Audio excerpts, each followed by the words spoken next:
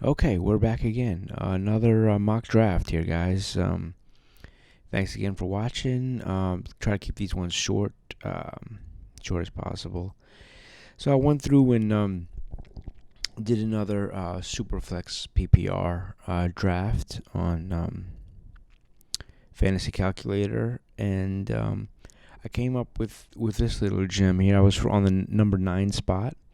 I started off with Eckler. My philosophy here was, again, to take quarterback a little bit earlier than I did in a couple videos ago where I was taking him super late. Just to see, I wanted to get the idea of the builds.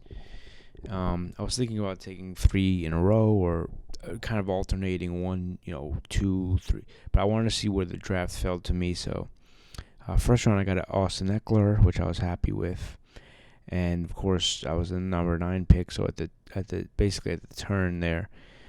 So then after that was Justin Jefferson, which I could have taken, or Dalvin Cook, but I have Eckler higher than those guys. He scored 20-something touchdowns last year. He's a great player, so I have him there. Then I got Joe Burrow, second round, Joe Burrow. 3 picks later, basically. And then it goes all the way back to, Murray, DeAndre Swift. Could have had those guys. But like I said, like Burrow there. Next pick for me was Dak Prescott. I was kind of torn between, should I take the running back, Montgomery, or Elliott? I really have Elliott a little bit higher up than Montgomery just because of the offense that he's in.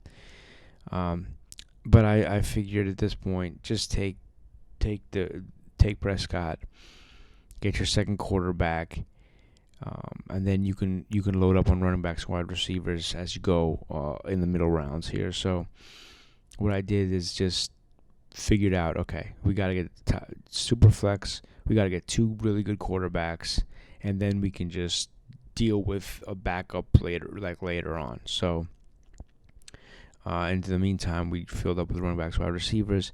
So 4th round, 3 picks later, I went with Ezekiel Elliott. And you could see the quarterback run came after that with Tom Brady, Wilson, Aaron Rodgers, and Derek Carr.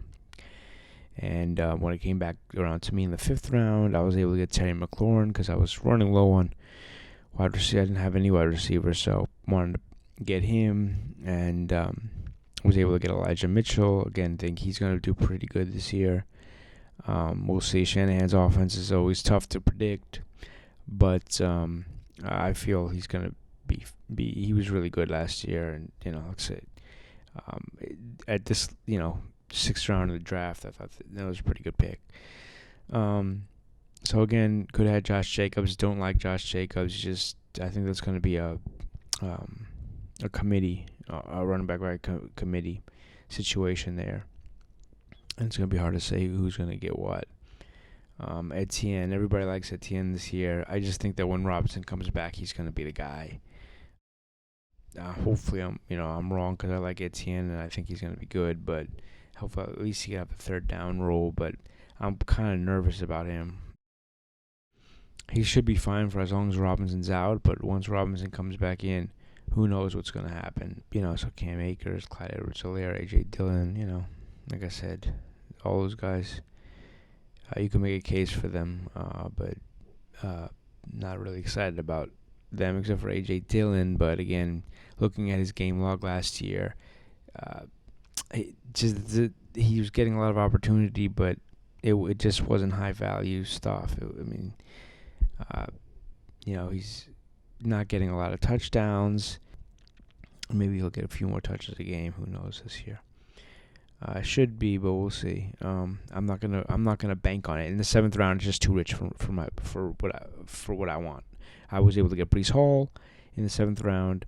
8th round, I was able to get Darnell Mooney. Again, I love these 2 guys. I think they're gonna be fine this year, but we'll see. Came back around to me. 9th round, took Ryan Tannehill. Again, this is kind of at the end where I wanted to get my backup quarterback. I felt good about having 4 running backs and 2 wide receivers. And then 3 picks later, I got DJ Moore, which I thought was great. Again, I wanted Gabe Davis before Ryan Tannehill, but I says, you know what? I like both DJ Moore and Gabe Davis. I says, if I get Tannehill now, lock him up, I could get whoever's available, and I was lucky enough that one of them fell to me. 3 picks later, which was DJ Moore. So I took him. I love that pick. So then it goes after that, Kareem Hunt and Carson Wentz and Amari Cooper. That's fine, but that's not for me. Come back in the 11th round. Russell Gage, again, like his opportunity with Brady, and Godwin might be out for a few games. I think Russell Gage could be good. I mean, he's going to be committed to getting proving Tampa Bay right with them signing him, and I think he's going to have a great year this year. And then Drake London, again, probably one of the best young rookies in the class here, and I think he's going to have a good season this year. Between him and Pitts, those are the main guys, and maybe Patterson, their main focal points of the offense. So I think they're going to get tons of opportunities, those three guys. So Cordell Patterson's the one I'm not 100% sure on what's going on with that, because he kind of faded at the end of the year, but I'm sure they'll probably employ him in the same way, running back, wide receiver, and that'll be good. And like I said, I think Drake London's going to be the alpha receiver, and Kyle Pitts will do good too. Drake London, 3 picks after Russell Gage. So at that point, I felt pretty good at wide receiver. And then 13th pick, I went with Dallas Goedert, or Goddard, whatever it is. That to me in the 13th round was a great pick for my team there, to get a tight end with some decent upside there. Again, Indianapolis defense, I've been high on them this year. And then got Ryan Suckup, Tampa Bay's kicker. They're going to score a lot of points, and I want in on that offense there as much as possible. So that's it. The next thing I had was the players that I had queued up at the end that were still left at the end of this draft. And so I could show you that, which is the guys I had queued up were Baker Mayfield, Davis Mills, Mitch Trubisky, Jimmy G, Jacoby Brissett, Mike Gesicki, Chris Olave, Kadarius Toney, Ingram, Kirk, Cole Kmet, Gus Edwards, Devontae Parker, and Hunter Henry. So these guys were just guys I had in the queue just in case, quarterbacks went, or maybe if I didn't pick quarterback until late. I just wanted to know what was out there at the end of the draft when everybody finished picking. There was still all these guys left, so it gives you an idea of which positions you can find value at later on in the drafts. And here in these Superflex ones, you'll find some wide receivers late, depending on how deep the leagues are. Again, running backs, you're probably not going to find too much, but you'll find some wide receivers and some tight ends.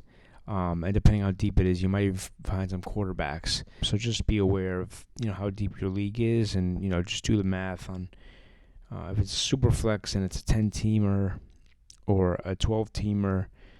12-teamer obviously you're gonna have to take quarterbacks earlier. 10 just because of the math. 10-teamers, you might be able to wait a little bit more on quarterbacks, but you still want to get 2 and probably 3 for a backup.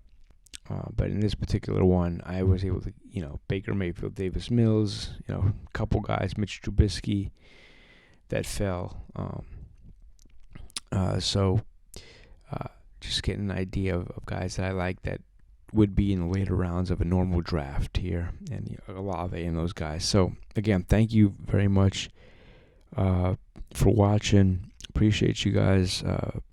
Let me know in the comments what you think about my team.